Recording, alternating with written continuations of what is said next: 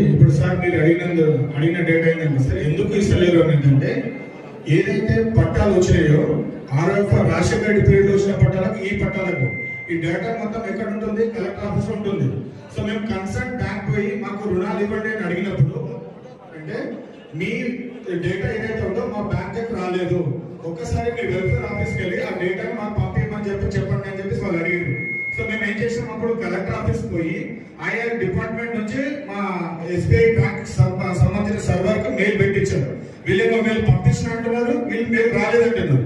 So అప్పుడు మా general secretary శ్రీరణ మేము పోయి కూర్చొని ఏం చేసినామంటే శానిటైజ్ సార్ అని చెప్పేసి బ్యాంక్ అతను సార్ దగ్గర ఒకరిద్దరు కూర్చోబెట్టినా, నేను కలెక్టర్ ఆఫీస్ లో పోయి కూర్చున్నా. సార్ నా ముందు మీరు పంపించండి మెయిల్ అని చెప్పేసి అప్పుడు మేము దగ్గరుండి మెయిల్ పెట్టించుకున్న తర్వాత మాచారెడ్డికి సంబంధించినటువంటి బ్యాంకర్స్ కి ఆ మెయిల్ ఫార్వర్డ్ చేయించి ఆ డేటా ఎంత మందికి అయితే వచ్చిందో పట్టా పాస్బుక్ లో ఆ డేటా వచ్చిన తర్వాత మాకు మాచారెడ్డి మండలంలో ఎస్బీఐ బ్యాంక్ వాళ్ళు యాక్సెప్ట్ చేసి అందరికి ప్రతి ఒక్కరికి పొడి పట్టాల మీద రుణాలు ఇవ్వడం జరిగింది సార్. అది రాజశేఖర రెడ్డి పీరియడ్ లో వచ్చిన పాస్బుక్ అయినా సరే ఈవెన్ కొత్త పాస్బుక్ లాగా ఇచ్చింది.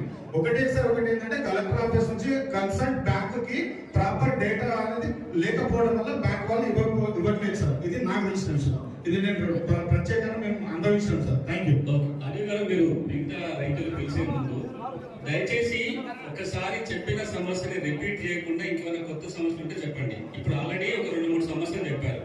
ఒకటి పుస్తకం ఉంది, ఆల్అవుట్ పట్టా ఉంది కానీ లోన్లు రావట్లేదని చెప్పారు.